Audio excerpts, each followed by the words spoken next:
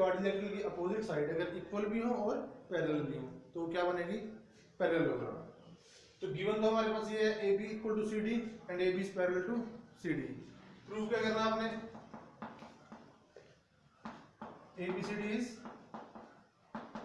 Parallelogram, यही show करना है ना। अब इसके लिए हमने एक प्रूफ में ट्रायंगल ली थी, twin triangle ABC and triangle CDA. तो इसमें क्या क्या होगा, ये A B equal to C D given है। Second angle B A C, बताओ किसके इक्वल आएगा, ये वाला एंगल और ये वाला एंगल इक्वल आएंगे। Angle B A C equal to angle D C A. Reason देखो ए बी और सी डी पैरेलल गिवन है ना, अगर पैरेलल गिवन तो ये एंगल कौन सी होंगे, अल्टरनेट इंटीरियर एंगल। ओके, इसी टाइप से ये वाला एंगल बी सी ए वाला इसके इक्वल आएगा, आएगा कि नहीं आएगा। एंगल बी सी ए यहां से एंगल डी ए सी, ये भी अल्टरनेट इंटीरियर एंगल। तो so triangle A B C congruent हो जाएगी ट्रायंगल इसके सीडीए के। रीजन रीजन में क्या रखेंगे, एंगल एंगल साइड, दो एंगल है और साइड हटके है, ठीक है। हम अगर यूज करते तो ये दोनों में एसी कॉमन था, इसका भी यूज किया जा सकता है। समझे कि नहीं समझे।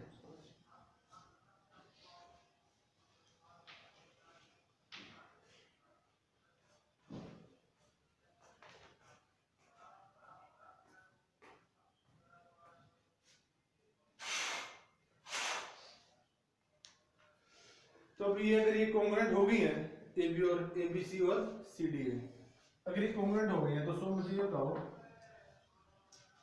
बी सी किसके इक्वल आएगा, ए डी के।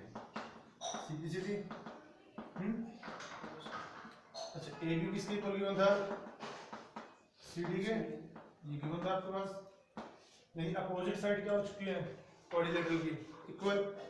अगर अपोजिट साइड इक्वल है तो ये क्या बन जाएगी, A B C D is a parallelogram, बनेगी ना।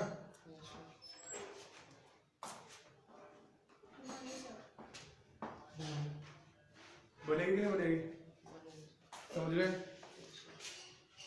तो हम इसमें अब ये ध्यान रखेंगे कि अगर किसी क्वाड्रिलेटरल की अपोजिट साइड अगर इक्वल भी है और पैरेलल भी है तो वो क्या बनेगी, पैरेललोग्राम। इसके बाद आते हैं क्वेश्चन नंबर 11 पे। बैठिए,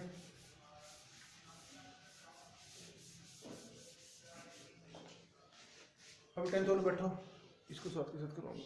अब देखिए क्वेश्चन नंबर 11 में थ्योरम समझ में आ गई ना अच्छे से। क्वेश्चन नंबर 11 में स्टेटमेंट पढ़ ली। इन्होंने ये कह रखा है कि दो ट्रायंगल्स हैं A B C and D E F.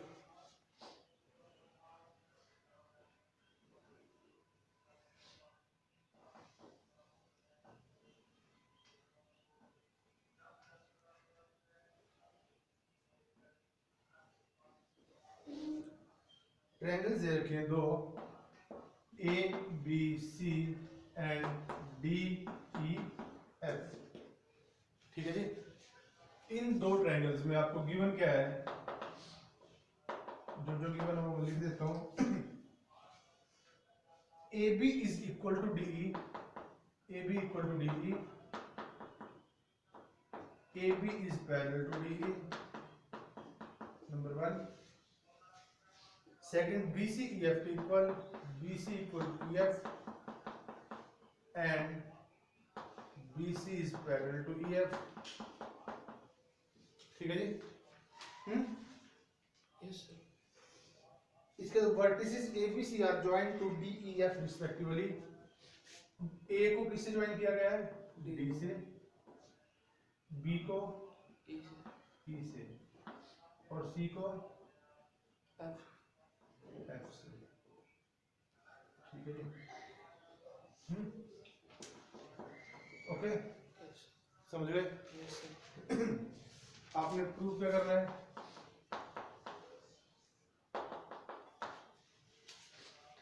Number one. parallel. ABED is a parallelogram. Second,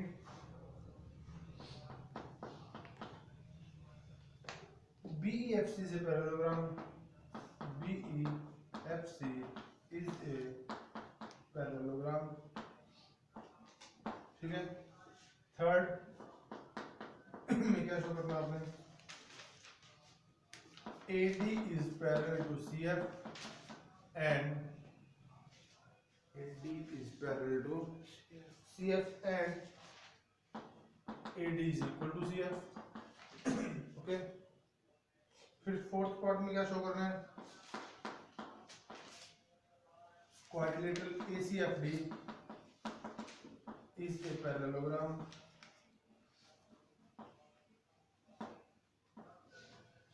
और फिफ्थ पार्ट में क्या शो करना है? AC equal to DF. ठीक है जी. और सिक्स पार्ट, 6 पार्ट है इसके. इसमें क्या शो करना है? ट्रायंगल ABC को कॉन्ग्रुएंट शो करना है ट्रायंगल DEF को. ठीक है. जब आपसे कई बार क्वेश्चन पूछे जाएंगे तो इनमें से बीच के 2-3 पार्ट गायब भी कर सकते हैं, डायरेक्ट लास्ट वाला पूछ सकते हैं. ठीक है. अब आते हैं इसे प्रूफ पे. तो बताइए पहले का प्रूफ कैसे करोगे? ABDE इन क्वाड्रिलेटरल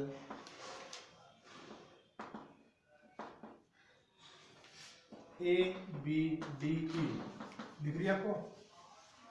ABED दिख रहे बल्कि AB दिख रही है ना? इसमें क्या क्या नहीं होता? क्वाड्रिलेटरल में देखो ABDE के इक्वल भी है और ABDE के पैरेलल भी है. AB equal to DE and AB is parallel to DE. और हम अभी करके आए हैं कि अगर पैरेललोग्राम में एक पेयर अपोजिट साइड का पैरेलल भी हो और इक्वल भी हो तो वो क्या बन जाती है? पैरेललोग्राम. सो ABED डायरेक्ट लिखोगे इज ए पैरेललोग्राम. समझ गए? तो फर्स्ट पार्ट खत्म. अब देखो इनका लिंक आगे है. अब इसमें अगर ये पैरेललोग्राम बन गई तो इसका आप क्या बेनिफिट उठाओगे? पैरेललोग्राम की अपोजिट साइड इक्वल भी होती है और सो जो AD है वो BE के इक्वल भी आएगा और AD BE के parallel. So AD is equal to BE and AD is parallel to BE. इसका हम यूज करेंगे. ओके. समझ गए? अब आते हैं सेकंड पार्ट में. सेकंड पार्ट के लिए क्वाड्रिलेटरल उठा लीजिए. इन क्वाड्रिलेटरल B कौन सी है? BEFC. तो इसमें बताओ क्या है? BEFC में क्या क्या गिवन है? BC parallel to EF and equal to. BC is parallel to EF and BC equal to EF. तो one pair of opposite side equal भी है और पैरेलल भी है. सो क्या लिखेंगे हम? BEFC is a parallelogram. Second part खत्म. अगर ये पैरेललोग्राम बन गई तो सो इसका बेनिफिट क्या उठाएंगे? BE parallel to CF. BE equal to CF and BE is parallel to CF. Equation number 2. समझे कि नहीं समझे? अब 1 और 2 को कंपेयर कीजिए थर्ड पार्ट सोल्व करने के लिए. थर्ड पार्ट में क्या शो करना है? AD को CF के पैरेलल और AD को CF के इक्वल. अब देखो AD BE के इक्वल है, BE किसके इक्वल है? CF. तो AD equal to BE equal to CF and AD आपका BE के पैरेलल भी है और BE किसके पैरेलल है? CF से. इसका मतलब क्या हो गया, so AD equal to CF and AD is parallel to CF। समझ में आ गया? Yes sir. पढ़ खत्म। समझ गए? Yes sir. अब इसके बाद क्या करना है, फोर्थ पार्ट। कौन सी कोऑर्डिनेटर है? ACFD। ACFD इन कोऑर्डिनेटर ACFD। अब इसमें क्या क्या बताओ, इसी लाइन का यूज करेंगे। AD equal to CF and AD is parallel to CF। Reason क्या लिखोगे, 2। ठीक है। So one pair of opposite side equal भी है और पैरेलल भी है। सो क्या है बताओ, सो ACFD is a Parallelogram. Parallelogram. समझ में आ गया? और पढ़ रहा हूं, पैरेललोग्राम की अपोजिट साइड क्या होती है, Equal. इक्वल। सो AC किसके इक्वल आएगा यहाँ से, DF के। इक्वेशन नंबर 3, रीजन क्या लिखोगे, opposite sides of Parallel. Parallelogram. Fifth part खत्म। अब कौन सा रह गया, 6th. लास्ट वाला। ABC को DEF के कॉन्ग्रुएंट शो करना है।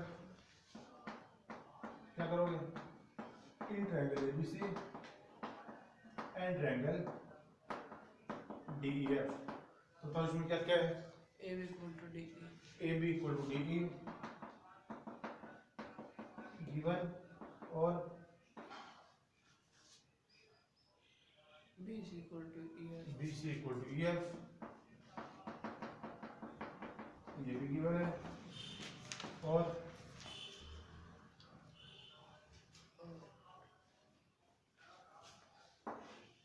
AC equal to DF. AC equal to DF। ये अभी हमने प्रूव किया है। ठीक है। सो ट्रायंगल ABC कॉन्ग्रुएंट हो गया ट्रायंगल DEF पे। समझ में आ गया? तो ये हमारा लास्ट पार्ट भी खत्म। ठीक है। प्रूफ में कुछ भी नहीं था, इतने ज़्यादा पार्ट दे रखे थे प्रूव करने के लिए, लेकिन दो लाइन के साथ प्रूफ करेंगे। समझ में आ गया? ओके। अगला क्वेश्चन थोड़ा सा टेढ़ा है, थोड़ा ध्यान से समझना। कर दो अब इसको। Yes sir.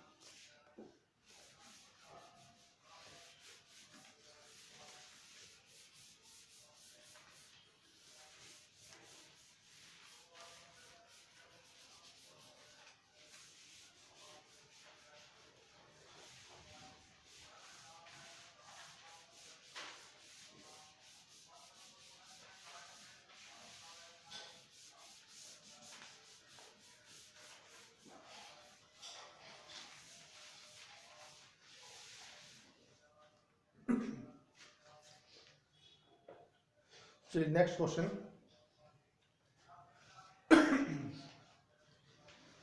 ABCD is a trapezium in which AB is parallel to CD and AD equal to BC. Statement बढ़िया है। Yes sir. एक ट्रेपेजियम दे रखा है। ट्रेपेजियम क्या होता है, डेफिनेशन करवाई थी, जिसका एक साइड क्या, एक पेयर क्या होता है, पैरेलल। हमारे पास ये ट्रेपेजियम है ABCD, इसमें ABCD के पैरेलल है। और क्या दे रखा है, AD इक्वल टू BC। ये बाय चांस हमारे पास कंडीशन गिवन है कि जो AD और BC क्या है, Equal. इक्वल। ठीक है जी, यानी गिवन में लिख लीजिए क्वेश्चन नंबर 12 में। गिवन क्या आपके पास, AB is parallel to CD and AD equal to BC।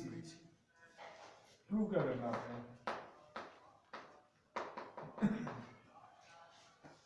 Angle A को एंगल B के इक्वल शो करना है और एंगल C को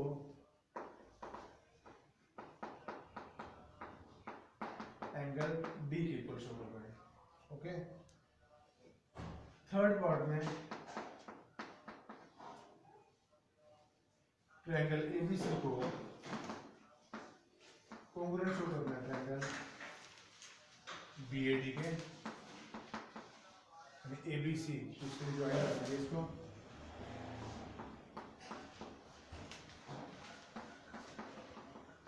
ठीक है जी।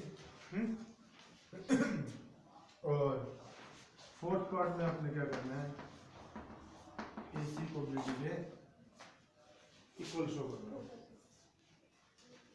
और अपने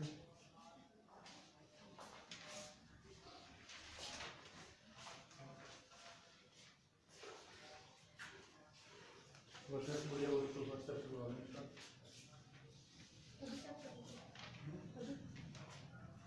हाँ। ठीक है बच्चे। ये आपके पास गिवन है और ये आपने प्रूव करना है। इसके लिए हमें एक छोटी सी कंस्ट्रक्शन करनी पड़ेगी। कंस्ट्रक्शन क्या करनी पड़ेगी, ए बी को एक्सटेंड करो आगे सच दैट और सी पॉइंट से ए डी के पैरेलल लाइन ड्रॉ करो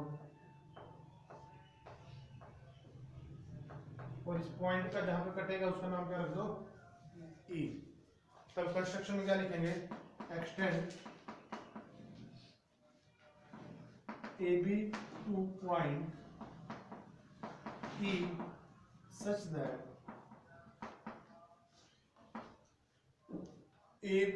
AD is parallel to CE। ठीक है, कंस्ट्रक्शन हमने इस टाइप से किया, AB को E पॉइंट तक हमने इतना एक्सटेंड किया कि जो आपकी CE है और AD है वो क्या हो जाए, पैरेलल। ठीक है जी। ओके, अब थोड़ा सा इसको ध्यान से करते हैं।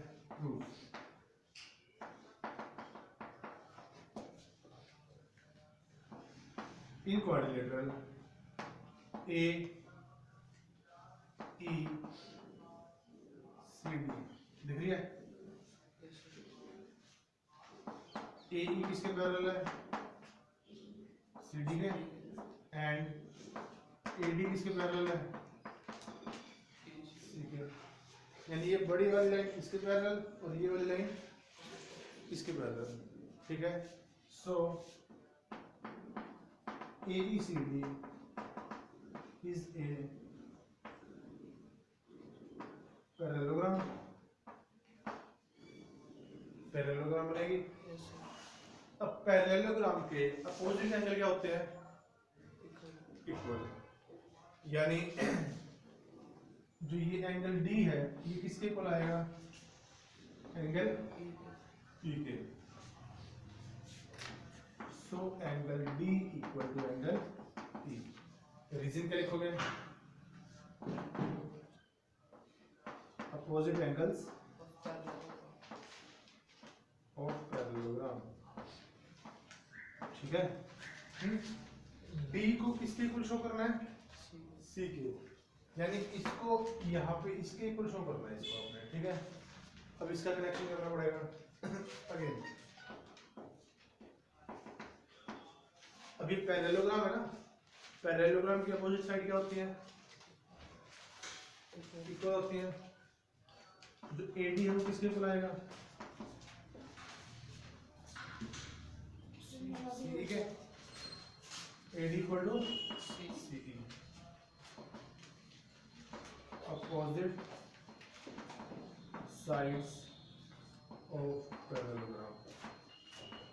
ओके, ऑल्सो AD और किसके इक्वल है, BC के भी इक्वल है। बढ़िया, आपने क्या लिख दिया, AD किसके इक्वल है, BC के भी इक्वल है ना। ये आपको गिवन है। बाय 2 एंड 3 दोनों को कंपेयर करो, सेकंड और थर्ड को, दोनों के लेफ्ट हैंड साइड सेम तो राइट हैंड साइड भी क्या होगी, सेम हो जाएगी। तो BC किसके इक्वल आ गया, CE के। ठीक है, यानी ये वाली साइड और ये वाली साइड इक्वल हो गई। Yes, sir. नाउ कहाँ तक है? दिख रहा है?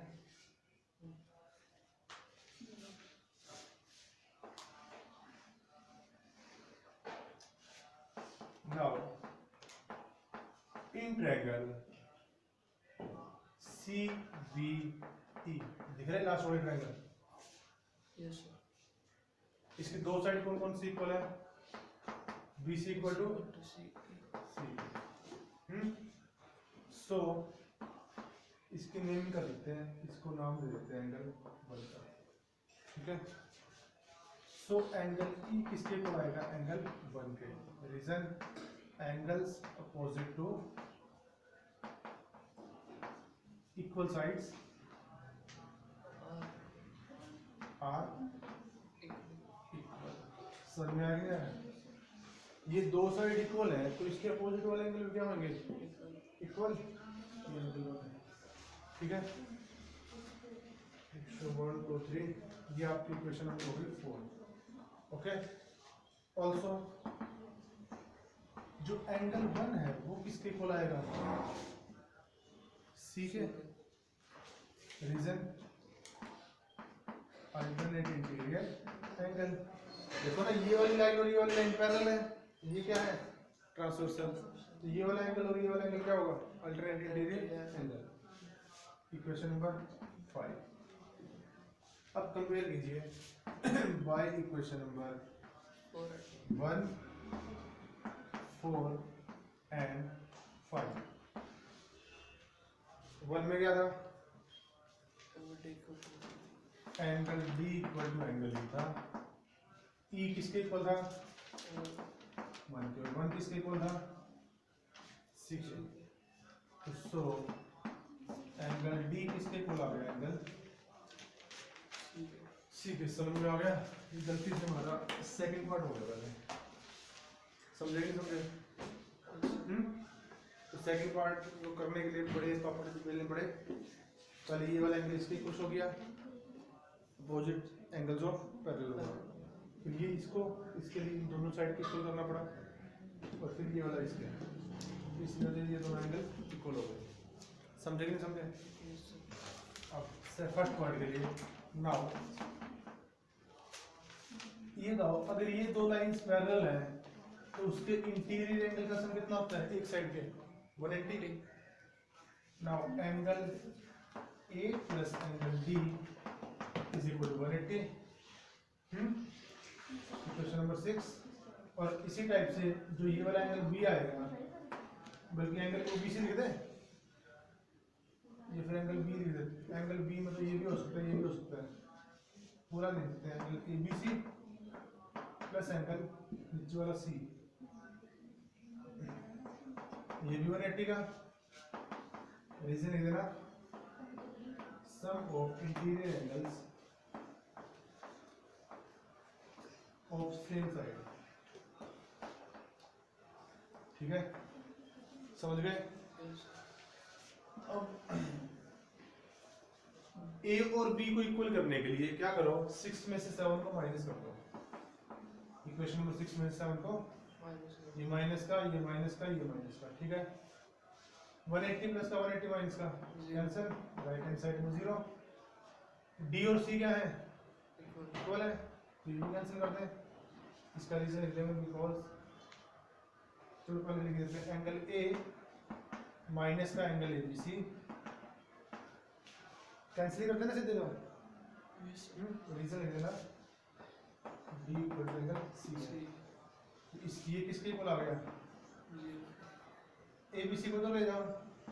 सो एंगल ए किसके इक्वल आ गया? एंगल ए बी सी, जो हमारा एंगल बी है, इसी के इक्वल शो कर रहा था ना? Yes, sir. समझ गए? Yes, sir. तो फर्स्ट पार्ट भी खत्म। Yes, sir. अब कौन सा आ गया? Third part. कीजिए थर्ड पार्ट को। इन ट्रायंगल कौन सी लेंगे उसके लिए हम? A, B, C. A B C. C and triangle दूसरी कौन सी है? B, A, D. B A D. तो इसमें बताओ क्या क्या इक्वल है? इसमें ABC आपकी ये वाली ट्रायंगल है और BD आपकी ये वाली ट्रायंगल है। दिख लिया अब? Yes sir. बताओ इसमें क्या क्या इक्वल है? AD equal to BC। AD equal to BC, ठीक है जी। यहाँ पहले हम BC लिखेंगे, BC equal to AD given. और सर वो इनके बीच की लाइन डार्क कर दो, हैं लाइन डार्क कर दो। कौन से वाले? ये वाले? वैसे कंस्ट्रक्शन थी और रोटेट कर दी ये। और angle A equal to angle A equal to angle B, यानी ABC का एंगल B और BAD का एंगल A। पहले B कितना पड़ेगा हमें? Prove in first part. Angle D equal to angle C। नहीं, D एंगल तो ये पूरा था हमारा, इसमें तो ये छोटा है, ये तो इक्वल नहीं होगा। अगर ये पूरा होता फिर तो इक्वल हो जाता। इसमें जो AB है वो दोनों में क्या है? Common. AB equal to BA common, समझ रहे? यस। अगर D एंगल C के इक्वल था ना, लेकिन D एंगल तो पूरा था ना, तो इसलिए ये छोटा तो इक्वल नहीं हो सकता ना इसके। तो ये कौन हो गया? अब ये इसका मतलब ये ट्रायंगल क्या हो जाएंगी? कॉन्ग्रुएंट।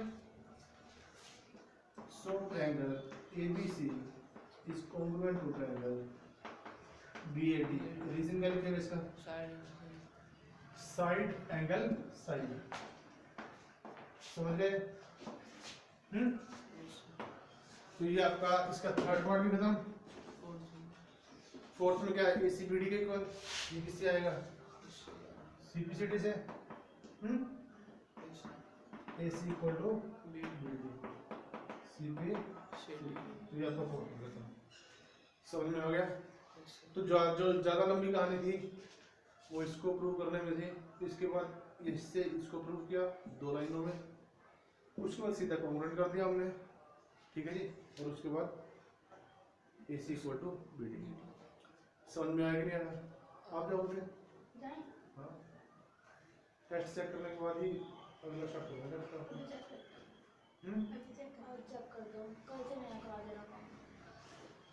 समझ में आ गया?